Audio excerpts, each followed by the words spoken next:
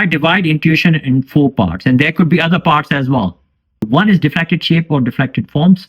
And secondly, finding member forces like shear force diagrams, bending moment diagrams, but without calculations. So finding these forces without calculations. Thirdly, approximate analysis. And the fourth step is really, really important. That is. Okay, next question is how is it identified? How is it taught and tested? I have been teaching the basics for over 50 years. I think I went through questions. This is a question from David Brohn. He's been working in this area for many years, and he has made real impact towards understanding structural behavior, and I hugely admire him and I respect him. And I would answer it from my really very tiny experience and tiny reflection. In my view, at the moment, intuitive structural behavior is not taught at many universities. And there are a few exceptions as well. David Brohn, he's been teaching at Bristol University. I divide intuition in 4 parts, and there could be other parts as well. So I thought initially that it's just plotting bending moment diagram and shear force diagram and working out member forces. But I think that there are 4 parts. One is deflected shape or deflected forms. Most universities cover this topic, and maybe they do not cover the complicated ones, but most universities cover deflected shapes. And secondly, finding member forces like shear force diagrams, bending moment diagrams, or in trusses, you have member forces, tension, and compression, but without calculations. So finding these forces without calculations. With calculations, it's done. But without calculations, I would say it's intuition. It is not covered by many universities. And certainly it's not covered at my university as well. But last 3 months, I've learned a lot of things. So now from next year or following year, we will try to cover the things. And thirdly, approximate analysis. Approximate analysis is not covered at many universities as well. Approximate analysis means that if you have indeterminate structure, you simplify the structure, introduce a pin, internal pin at points of control flexure, and then try to analyze it, approximately at least. And the results will be about within 10% of the exact analysis. So this is not covered by most universities as well.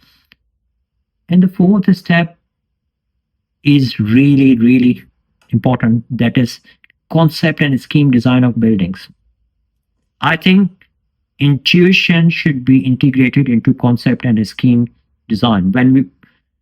It should be included when we are carrying out design decisions. At the end of the day, when you go and work in industry, you make design decisions, don't you?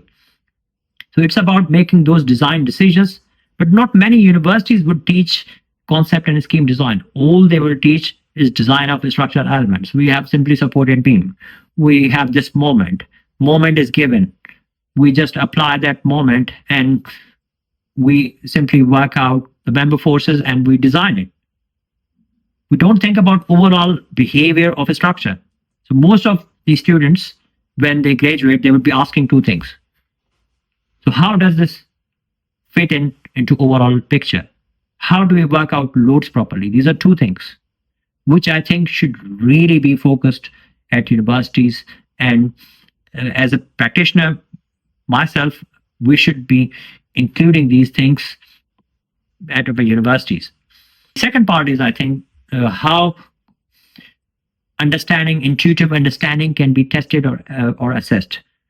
I think in terms of assessment, it can be assessed in a similar style to IStructE, the Institution of Structural Engineers, London. They have a certificate in structural behavior, which gives you 20 multiple choice questions. And at the end of the test, you pass this test, you can write IStructE in front of your name. But the practice questions are really very interesting. And they are very similar to what I post on LinkedIn. So similar kind of assessment can be developed at universities. In terms of testing it among graduates, I think the larger investment is required to carry out survey I know that Professor David Brohn, he had a Brown's test where a set of questions were asked and people responded. So I think there's something I should think about developing as well, to ask that where we are. Because when we are trying to improve something, the first thing we should be asking ourselves is that where we are. So when you're lost somewhere in Google Maps, you want to see in Google Maps where you are so that you can get the direction. So if you don't know where you are, you're driving somewhere, then how do you find the direction? So we need to find this direction. Right.